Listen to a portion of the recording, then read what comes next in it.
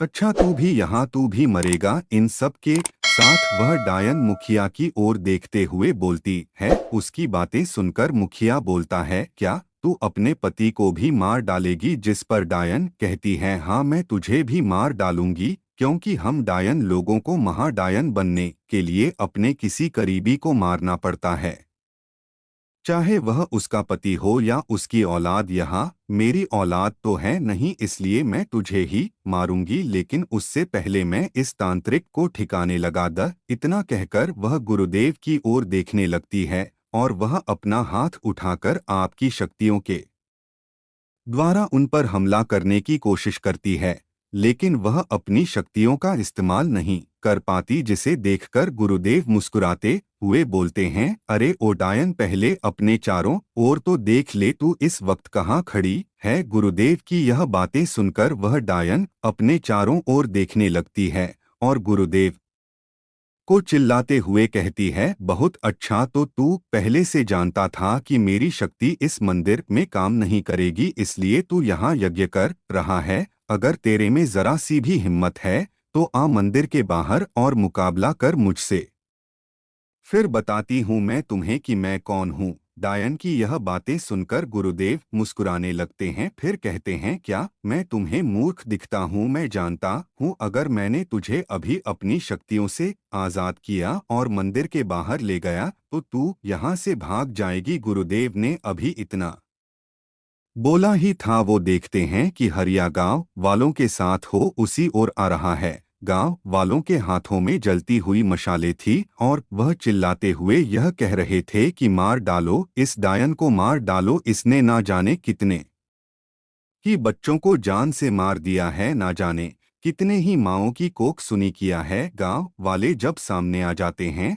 तो वह देखते हैं कि डायन कोई और नहीं, मुखिया जी की पत्नी कामिनी थी। उनकी नज़र मुखिया जी पर गई जो जमीन पर बैठकर रोए जा रहे थे। तभी गुरुदेव बोलते हैं, गांव वालों, आपकी गुनाहगार आपके सामने हैं, अब आप इनके साथ जो भी चाहे कर सकते हो। आप मुखिया जी की ओर से निश्चिंत रहे, वह आपको कुछ नहीं कहेंगे। इतना सुनते ही गांव वालों ने डायन पर पत्थरों से वार करना शुरू कर दिया। जिसके हाथ में जो आ रही थी, ईंट पत्थर लकड़ी जो भी उन्हें मिल रही थी, उसी से उस डायन को मारने लगे। गांव वालों ने डायन को मार मार कर उसको अधमर हालत में पहुंचा देते हैं। तभी डायन दर्द से कराते हुए कहती है, तुम लोग मेरे शरीर को तो मार सकते हो, पर मेरी आत्मा को कैसे मारोगे? मेरे मरने के बाद मेरी आत्मा तुम लोगों को सताती रहेगी, मेरा प्रकोप टूटेगा तुम लोगों पर। एक एक बच्चे को मार दूंगी मैं, अब बच्चे क्या बड़ों को भी मैं नहीं छोड़ूंगी। इस गांव को इस देश के नक्शे से ही मिटा दूंगी मैं। ऐसा कहर टूटेगा मेरा इस गांव पर है, देखने वालों की आत्मा तक कांप जाएगी। यह सुनकर गांव वाले रुक जाते हैं और गुरुदेव की ओर देखने लगते हैं। तभी गुरुदेव कहते हैं, मैं ऐसा नहीं होने दूंगा डायन, मैं तेरी आत्मा को भी कैद कर दूंगा। इतना कहने के बाद गुरुदेव मुखिया जी की ओर देखने लगते हैं और वह उनसे कहते हैं, मुखिया जी, मुझे कुछ कारीगरों की जरूरत है। लेकिन मुखिया जी इस वक्त बेशुद्ध होकर बस रोए ही जा रहे थे। यह देखकर गुरुदेव ने बड़े पंडित से कहा, दीनदयाल, क्या तुम कुछ कारीगरों को यहाँ बुला सकते हो? बड़े पंडित गुरुदेव की बातें सुन उनसे कहते हैं, गुरुदेव, आप करना क्या चाहते हो? इस वक्त कारीगर यहाँ क्या करेंगे? तब गुरुदेव मुझे बोलते हैं, मुझे कारीगर इस डायन की समाधि बनाने के लिए चाहिए। जिसे सुनकर बड़े पंडित बोलते हैं, गुरुदेव, क्या आप इस मंदिर के प्रांगण में इस डायन की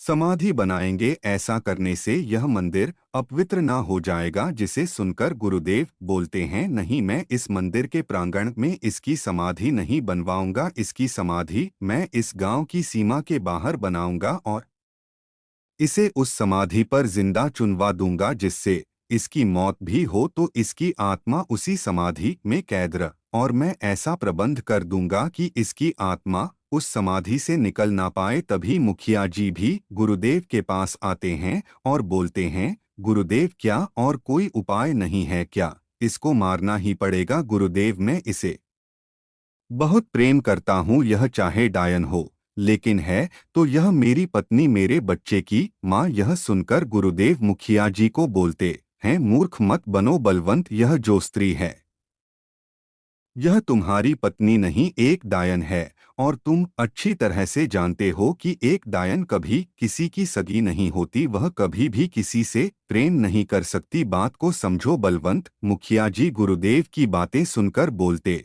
हैं, आपकी जैसी मर्जी गुरुदेव, आपको जो करना है आप करिए, मैं आपके साथ हूँ। इतना कहकर वहां से चला जाता है। तभी बड़े पंडित जी कहते हैं, गुरुदेव मैंने कारीगरों को बुला लिया है, समाधि बनने का कार्य भी हमें जल्दी पूरा कर लेना होगा। बड़े पंडित की बातें सुनकर गुरुदेव पास ही खड़े रामदेव हरिया और विभूति को बोलते हैं, इसे उठाओ और गांव के बाहर ले चलो। गुरुदेव की यह बात सुनकर रामदेव कहता है, नहीं, मैं डायन को नहीं छूने वाला, अगर इतने मुझे मार दिया तो। तभी गुरुदेव हंसते हुए बोलते हैं, रामदेव यह तुम्हारा कुछ नहीं बिगाड़ सकती, मैंने अपने मंत्र शक्तियों के द्वारा इसे बांध दिया है, अब यह तुम्हें कोई नुकसान नहीं पहुंचा सकती, अब जल्दी करो। गुरुदेव की बातें सुनकर रामदेव हरिया और विभूति उसे उठाकर गांव की सीमा की ओर ले जाने लगे और उनके पीछे पीछे सारे गांव वाले भी चल देते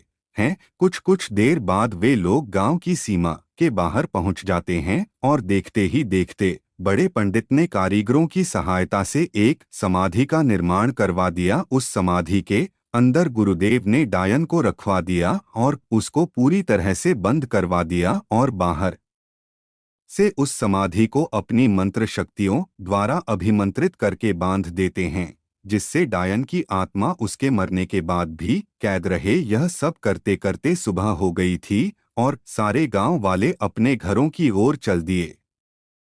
गुरुदेव जी बड़े पंडित से कहते हैं, दीनदयाल चलो, हमें मुखिया जी से मिलना है, उनसे मिलकर हम उनसे विदा लेंगे। बड़े पंडित बोलते हैं, जी गुरुदेव आइए चलते हैं। और वे लोग मुखिया जी की हवेली की ओर चल देते हैं। वहां जाकर वह देखते हैं कि मुखिया जी गुमसुम से बैठे हुए हैं। मुखिया जी गुरुदेव और बड़े पंडित को अपनी ओर आते हुए देखकर उठ खड़े होते हैं और उन्हें प्रणाम करते हैं और उनसे पूछते हैं, गुरुदेव सारा काम हो गया क्या? गुरुदेव मुखिया से कहते हैं, हाँ बलवंत, सारा काम हो गया है, मैंने डायन और उसकी आत्मा को समाधि में ही कैद कर दिया है, अब मुझे विदा दो, अब मुझे जाना होगा यहाँ से। जिसे सुनकर मुखिया जी बोलते हैं, गुरुदेव आपने हमारी गांव को इतनी बड़े मुसीबत से बचाया है, क्या आप हमारे गांव में कुछ दिन रुक नहीं सकते ताकि हम गांव वाले आपकी सेवा कर सके? जिसे सुनकर गुरुदेव